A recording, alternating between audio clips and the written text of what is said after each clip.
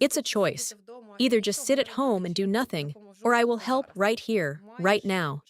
You have to do something, not just live your ordinary life, but actively work to bring this victory closer. And you do have to donate either 5 or 50 hryvnias, whatever. That's not what's important. You are obligated to make your personal contribution. This our kind of reality. Hello, everyone. The Volunteer for Volunteers is back again. And today I have a civilian volunteer, a woman volunteer. Is it correct to call you a woman volunteer? Well, if you are going to support feminitives, then I am a female volunteer. I am in complete agreement with everything. Maria, hello? Hello, Andrei. How's it going? Super. We're going to pretend that we don't know each other at all. And I'll be asking you questions as if I've only just met you for the very first time. But your eyes give you away. Well, you've really upset me. That's enough. Please stop it. You shouldn't be doing that. I'm the one in charge here. Okay, then. Well then, all right. Yes. Do you remember how the year 2022 began for you? On the 24th of February? Yes, I remember. It was in the morning, around 4:30 a.m. The very first explosion that happened in Dnipro occurred right outside my windows. It was somewhere in the Krasnopelia district, I believe. I think we can talk about that now. It's no longer a secret. I truly didn't believe until the very last moment that there would actually be a war. Fighters flew, or something like that was happening in the sky. I immediately started reading the news. I was with my mom, called my dad, and then all my friends. And I simply didn't know what to do. Honestly. And you, how many days after did you start volunteering? On February 25th, it happened. I couldn't find a place for myself at home because I needed to occupy myself with something other than just reading the news on my phone. I went to visit the Comedy and Drama Theater.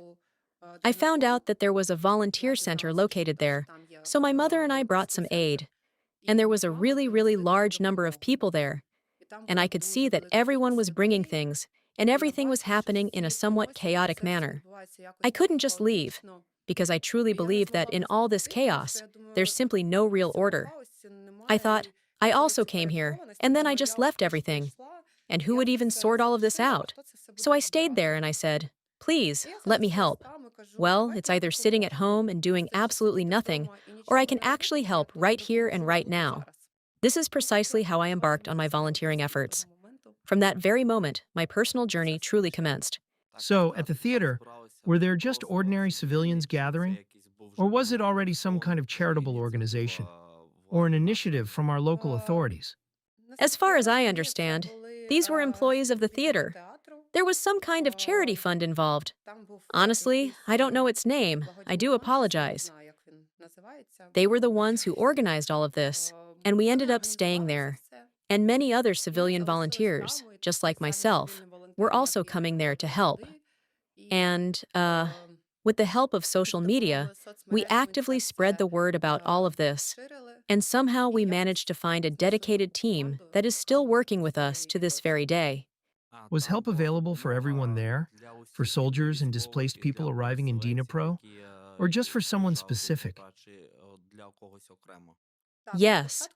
At the very beginning, this was assistance for people who had been evacuated, for our military personnel, and simply for ordinary civilians. We helped them with various medications. And then, at some point, our team gathered, and, well, it was after some time, and we realized that we wouldn't be able to reach everyone and help everyone. So, we decided to focus specifically on helping the military. And how was the team put together? My understanding is that these are friends or acquaintances who joined during the full-scale invasion. Well, it was some friends, some acquaintances, or just someone who found their way there by pure chance. And just like I did, they came to the theater. And they remained and simply offered their help and assistance. But life, of course, did not stand still. Some individuals had to return to their workplaces, while others made the difficult decision to leave the country and move away. Therefore, there was a selection process that took place. Some individuals were sifted out, and, Well, a significant portion of the team is still working with us today, from the theater since February 24th. Is this a rather large team? Well, right now, it's approximately 10 to 15 people. Who is in charge of you all? This is our Lena. You probably know her. I do. Or you've heard of her. Our Lena is known by absolutely everyone. Did she also begin volunteering after February 24th, or was she already involved with it? No, she has actually been involved with this particular matter before, and I am certainly not going to speak on her behalf. I don't know the precise details, but since February 24th, and right up to this very moment, she has been one of our most active and dedicated volunteers. Do you have an official name for yourselves? Are you like a charity fund or an NGO? No, we are simply civilian volunteers who have established a headquarters. That's right. And we collect all the necessary aid, and then we distribute it. And what about the reports? That's such a really painful and sensitive topic right now. It's a painful topic, but we're going to discuss it. We avoid unnecessary complications. If needed, we have partner funds who possess all the necessary official documents. They know us well, that we are not just some kind of, how to put it. No shady firm. This is not a fly-by-night operation. Yes, they trust us because our work has already stood the test of time. That's why we have other funds that help us to cover these issues if it becomes necessary. Okay, the system for reaching out to charitable foundations, to NGOs. There's usually some official request, which you then review, and subsequently provide a service or assistance. But how does this process typically work for you? Is it primarily through personal connections, like someone might say, Maria, I really need tourniquets. And then you respond, okay, I'll start looking for tourniquets. How does the system work in general? That's about right. Well, look, it's arranged so that at headquarters, for example, Lena handles more of the direct contact with military personnel. She knows everyone, more or less, and she maintains contact with them. I barely interact with the military. I'm more involved with financial matters mostly. Well, that could be fundraisings, or perhaps some important purchases, or some kind of exchange of goods. Let's put it that way. Or, for example, some friends or acquaintances call me up and propose some goods, and I say, yes, please, hand it over. And they simply give it to us because they know it could be very useful. We have a kind of barter system going on. And it works, actually. Well, I've certainly encountered that kind of thing before. I distinctly recall a time when baby diapers were delivered to my place, and I had absolutely no use or need for them whatsoever. I then reached out to Soroka for assistance, and he was incredibly helpful to me. He supplied me with the essential medications that were necessary at that moment, and that's precisely how this beneficial exchange occurred. And I must say, it's a wonderful arrangement. Honestly, I'm not certain how the situation stands with this nowadays, because you see, a detailed report is always required. I'll tell you a secret. Sometimes we even manage to exchange certain things in this way, even with the military. For example, they're given medicine, as you said, but they don't need it. But we know where to use them and to whom to give them. And we provide, for instance, assistance, like some food, or, I don't know, some household goods, and they give us those medicines that they don't need. Well, that's just an example. Are you only working with military personnel now? Well, 80%? I'd say that's the case, maybe even 90%. And if we compare the military's requests from 2022 to now, in 2025, what's the difference? I understand that the difference is considerable, but what's most interesting is in what specific directions. What was in higher demand in 2022, and what is critically needed now in 2025? Listen, I mean, it's probably fair to say that some of the most urgent, fundamental needs haven't really changed at all. Well, a tourniquet, for example, is a consumable item, a disposable supply that is absolutely essential and needed every single day. Medications are needed throughout the year, depending on the season, especially during periods of illness, allergies, or other factors like weather changes. So, medicines, tourniquets. Well, we give them some treats, so it's pleasant. Candy bars, energy drinks. Exactly. It's constant. Energy resources are no longer available in such a large volume, but sometimes they might still be found somewhere. Okay, but if we're talking about the team now, I interrupted you. You were just telling us all about yourself. What other specialties do you have there in your, so to speak, unofficial foundation then? Oh, well, honestly, you know, it's just like in a large family. Whoever is able to contribute brings it back home. Whatever someone has managed to acquire somewhere, or obtained, or exchanged, they bring it. I understand that if it can be useful, and there's a clear understanding of what we can actually do with it, then we bring absolutely everything home, that is, to the headquarters. Basically, among yourselves, you support each other. Yes, we are supporting each other. We are constantly in touch, and we advise one another, like, hello, hello, Anton. Could this be useful to us or not? Let's speak about Anton. Okay, let's talk about Anton. Well, I've known Anton for many, many years. He was always a responsible person to me, and frankly, he was both serious and, at the same time, had a good sense of humor. And when, honestly, the war started, I didn't think he would get so involved. I thought he might somehow leave, or maybe pretend that this wasn't for him. And I am very glad that I was wrong about that. He got involved so much. It was just incredibly cool. Anton Soroka, you're my one love. That's it. I've said it. How is he doing, by the way? I understand he's almost like a leader or something like that. Well, we don't really have a designated leader. I guess everyone here is. On some kind of equal terms. We don't have a single main person. But if we absolutely had to pick one, it's probably Arlena. This is my understanding. She is present at our headquarters every single day, and if any situation arises, we always consult with her, and all important issues we resolve directly through her. Any communication with the military regarding where we can distribute aid, or perhaps an urgent request, or when our military friends are shouting, "Help!" and we understand that we all need to rally together right now and help someone as quickly as possible. All this communication goes through Lena, not through me, not through Anton. Yes, friends and acquaintances call, both me and him. But if we look at it globally, it probably happens just as I explained. I understand that each and every member of your team has a job, a formal, official job. How do you manage it? Because in 2022, all volunteers, everyone understood that they needed to dedicate 100% of their time to this. But in 2025, many volunteers, whom I either approach or know, are almost no longer involved. How do you manage this in 2025?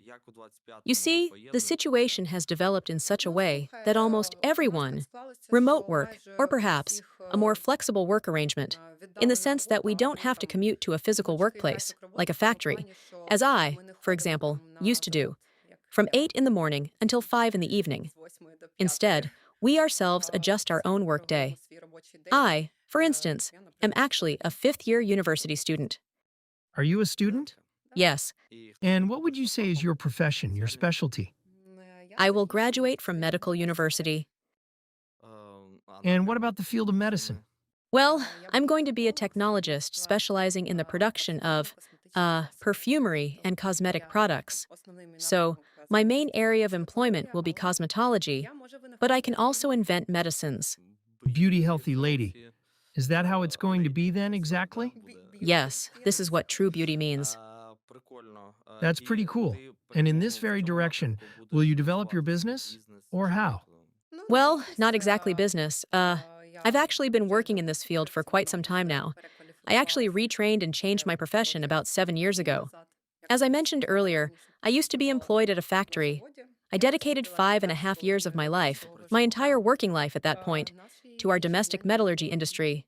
So, you could say I'm a former Well, you haven't been in the factory. in the shop, too. Have you worked in the factory? Well, I was employed within the production management department, you see. And before that, I worked in procurement for 3 years. It was a large metallurgical company, Interpipe Ukraine. I worked in the management company. And then I transferred within the management company to the anti-monopoly department. Well, those are just details. Oh, nothing really. Just nuances. It's interesting. How did you decide to change everything so completely? Well, this kind of work, it's somewhat masculine, and it really started to impose certain things. Its mark on my femininity, on my daily life. So when you talk to factory workers, you understand what kind of communication style that is. They don't understand, they don't quite get it when you speak to them politely. So sometimes you really had to raise your voice quite a bit. And when you're doing that every single day, it inevitably starts to carry over into your everyday life. I just sat down and at some point realized that I didn't want this anymore. On top of that, our company's leadership changed in 2014. The war in Donbass had already started by then, and the company's management decided to replace the main top manager with a leader who was from Russia. And to be honest, I wasn't entirely comfortable working under his leadership, even though I was quite young at the time and didn't fully grasp many things. But deep down, I just didn't want to continue working for that company anymore, even though I truly loved my job, and I still remember it very fondly. I still keep in touch with many of my former colleagues from my last job. They, by the way, were very helpful at the beginning of the war. We all somehow connected and did some really cool things. And currently, are there any business projects providing you with support? Or perhaps some organizations? Because I distinctly remember back in 2022, when we visited your theater, various people, including Moisha's, brought things, and some medical facilities helped you. Yes, yes, that's how it all was back then. And we were undertaking various volunteer projects. If you happen to recall, we were making these mugs, uh, those enameled ones. Oh, yes, there was such a project. Please tell me all about it. This is this is actually, by the way, connected to my previous job because these mugs are made at Interpipe, Novomoskovsk factory. Well, maybe the factory is called something else now. Let's explain it to you right now. It's a metal one. A mug, that's what it is. Enameled one. It was enameled. And what did it say on it? Russian warship, go to hell. Uh-huh. And then, what we did was, Ukrpost then began to issue a series of postage stamps, and we put together a collection of these. Let's just call it that for now. The first one had an inscription, and the other mugs were all branded. It was quite a collection, a complete set of 5 distinct mugs, which we then offered for sale, in various establishments, or directly through our friends. And all the funds we either sent directly or allocated to address various urgent needs, such as providing essential tourniquets, or offering vital support to our military forces, or purchasing tires for vehicles, cars, and any other necessities that arose. Do you have any idea how many coffee mugs I own? 5. I have none at all. Do you want me to pass it? Let's talk about it later. No, I actually purchased 8 of them. 3 of those I gave away as gifts, and the remaining 5 are currently at my country house. By the way, there was a very interesting story, and it was specifically about these very mugs. This was organized by Anton Soroka. Somehow he got in touch with a young man. I don't quite recall where he originally came from, but he's currently residing in Paris. And we managed to send these mugs to him in Paris from Ukraine, specifically from Dnipro. And he then presented these mugs to the mayor of Paris. Yes, that's how the story unfolded then. You could call them up right now and say, let's trade a nuclear weapon for some mugs. You're welcome. It was very pleasant. You know, the way he reacted to it, it was so incredibly sincere. And you realize that just 3 days ago, you were holding them in your hands, and today they're already in Paris, and people are responding to it like that. You know, there's some hope that we are not alone, and that our grief isn't foreign to others. Regarding the help, with another country, I understand, you cooperated. I even remember you went to Poland. Yes, we were leaving Ukraine. We were leaving on many occasions. We were bringing in vehicles. And with those vehicles, we transported humanitarian supplies, which we had collected from wherever we possibly could throughout Europe. Mostly, primarily in Poland. So, how exactly did all of this unfold? You were writing to acquaintances, to foundations, saying, "We're coming." Yes, we did write, and we somehow managed to align everything to a single date. We understood that, for instance, we only had about 3 days available. So, we did all of this as quickly as humanly possible. We planned out a specific route. First, we went to pick up the cars. And then, we were covering all the travel expenses ourselves, using our own resources. It's not a secret to anyone that bringing a car from Europe into Ukraine was always considered a paid service. And mainly it was done by women, because they have the right to leave. And we just, with our own resources, that is, with our time, like when I, for instance, got behind the wheel and drove the car into Ukraine, and they fully covered some transport expenses for us there, like fuel, top-grade fuel. And we would bring it over to Ukraine, and that's how we were able to deliver our humanitarian aid without any cost. And now we have such a situation? Oh, no. Possibility? We have a clear opportunity before us, but we are completely lacking the necessary means. Assistance? There is no assistance. That's it. Everything has somehow already changed a little bit. You see the news of recent times and the current direction. Therefore, it's not clear who is friends with whom. So, in your opinion, what do we need to do for volunteering to once again regain its primary importance, just like it was back in 2022? I believe this should be a civic stance, and people must understand that if you live in a country where there's a war, you have to do something, not just live your normal life, and somehow help bring about this victory. Either you contribute 50 hryvnias a month, or you might even donate just 5 hryvnias.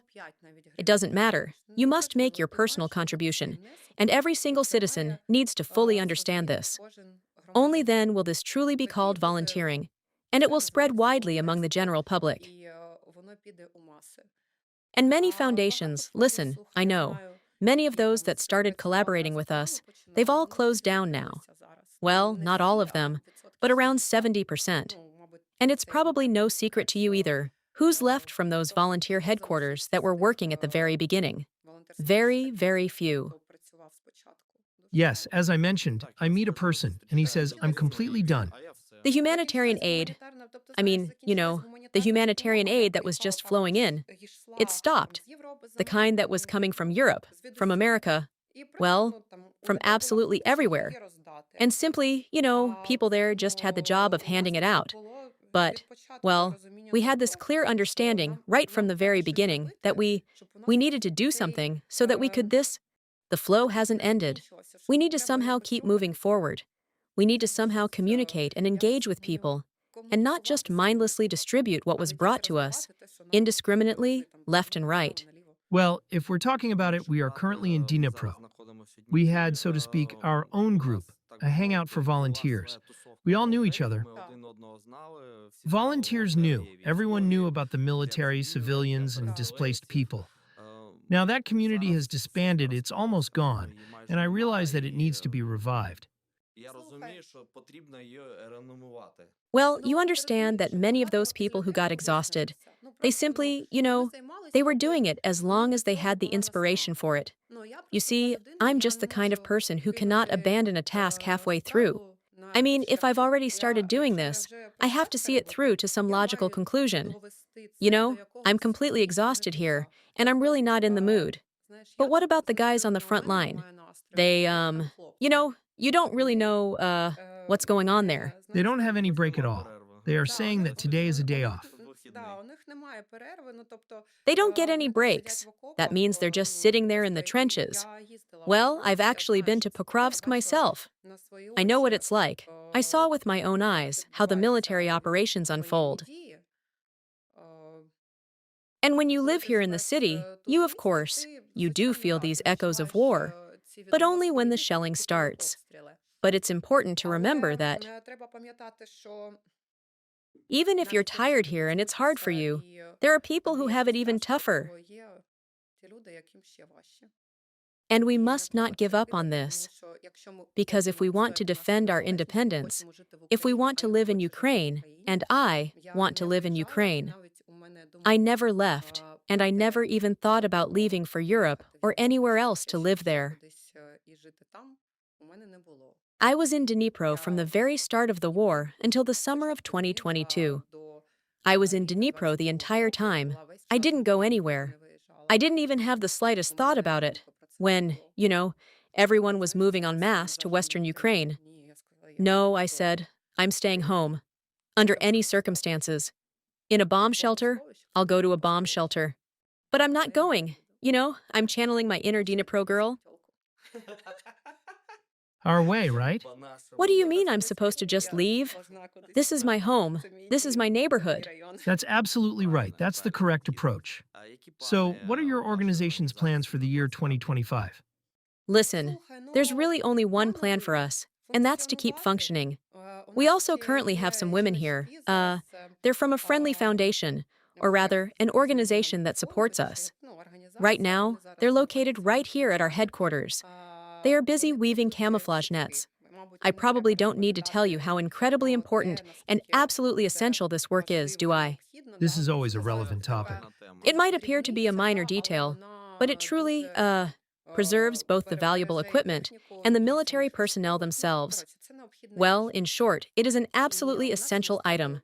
And in our headquarters, they are weaving nets. I recently organized a fundraiser specifically for this, just last week.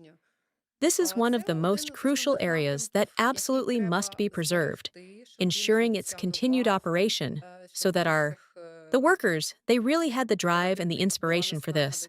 And then, of course, there are things like essential medications and various other pressing needs. Just recently, I was speaking with Alina, discussing exactly what's required over there. These aren't necessarily very costly items, but they are absolutely indispensable for daily life. Things like basic household supplies, or just general everyday necessities. I understand completely. You mentioned that you're engaged in fundraising efforts, and those are currently, as we can observe, not progressing very well. It's difficult. Yes, it's difficult. How do you somehow manage to engage your creativity? Listen, I wouldn't exactly say that I'm actively engaging my creativity. Perhaps I'm not some huge, well-known blogger, but I have such incredibly thoughtful and supportive subscribers that I, first of all, don't very often organize any fundraisers, and the amounts I raise are quite modest right now, usually around 20,000 hryvnias, let's say. But, within a week at most, I raise the needed funds. And I'm very grateful to my friends and acquaintances who participate. They're very mindful of it. And, when I write, I get a response.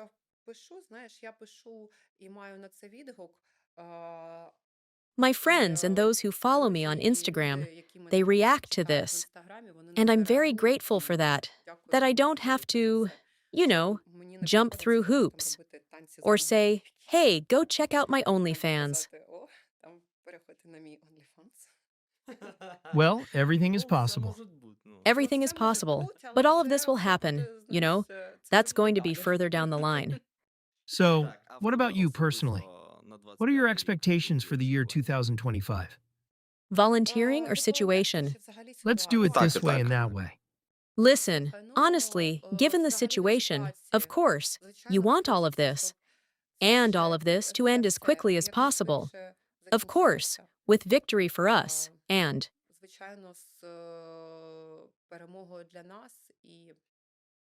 with a good result for us, so that our people would not have to sacrifice their lives, and that we could finally live in a peaceful country. And concerning volunteering, I will dedicate myself to it for as long as it is truly necessary. If this takes the entire year, then it will be the entire year, and the following one as well. But I would be truly delighted if all of this assistance, specifically directed to the front lines, were to conclude, and instead, it would transition into a completely different channel, altering its entire direction. Yes. Because I don't rule out the fact that when the war is over and everything is finally going to be all right, that we have such a wonderful team, that perhaps we'll come up with something good to continue doing, and help.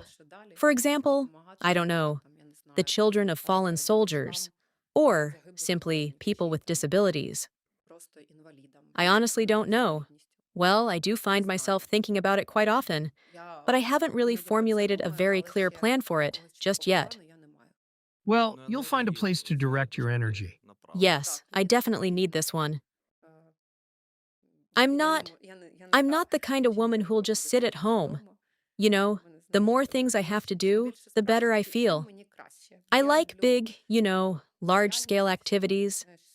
I really like that. Do you perhaps have an official page? I mean, like an Instagram for your community, so that not just anyone comes to you, but rather they come with a request or for help.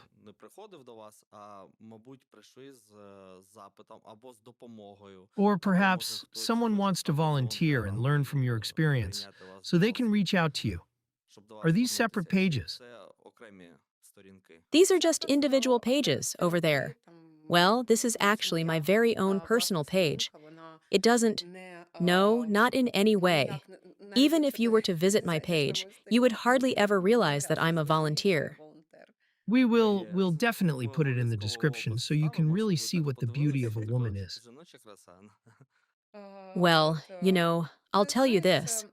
The people who are watching all this, well, for me, it's probably like I have my main communication tool for anything related to volunteering. That is, for the most part, Instagram. And for about the last year, I'll tell you, people are very, oh man, so tired, so utterly exhausted from all these constant pictures of boxes and nets and Nova Poshta shipments and so on. So I do very little. Well, I post some reports there, of course, but I no longer publicize my volunteer activities, as it was back in 2022 and 2023. Back then, I used to say, "Hello, subscribers. Today, the day brings us this and that. We're collecting, like, cigarettes, or we were sewing thermal underwear, or, we made mugs." Well, in short, I was announcing this every single day. I used to come to the headquarters, and I would show, like live stories, how everything was unfolding. There were some really funny, interesting stories happening there, and also, a lot of well-known military figures would come to visit us. Well, and we used to cover all of this extensively. But now, somehow, I've decided to discontinue this format because it simply doesn't receive any positive feedback. And, I just don't have the drive or the inspiration for it anymore. This is everything. Well, I really need to show this to someone, so people react much better to photos from the gym, especially in a swimsuit, and things like that. Well, I'm just telling you how it is. For some reason, they just don't seem to appreciate the boxes from Nova Post, or my military shipments filled with vital medications or other essential supplies. I understand the community, I truly understand. Therefore, I somehow started to bring this up less often. Don't worry, it'll be fine. But I didn't manage to completely clear it away. I also sometimes find myself thinking about this. I want to express my sincere gratitude for everything that you do. Thank you so much for being a civilian volunteer. This truly honorable endeavor. Please, I implore you, do not ever give up on this. Because when such wonderful and beautiful young women are involved in this work, it is profoundly and deeply inspiring to everyone. Well, okay. Thank you for our conversation. You see, I got carried away talking, watching, and then talking again. Please come visit us once more. You're welcome, and I thank you very much. I'll be there. Perhaps not even by myself.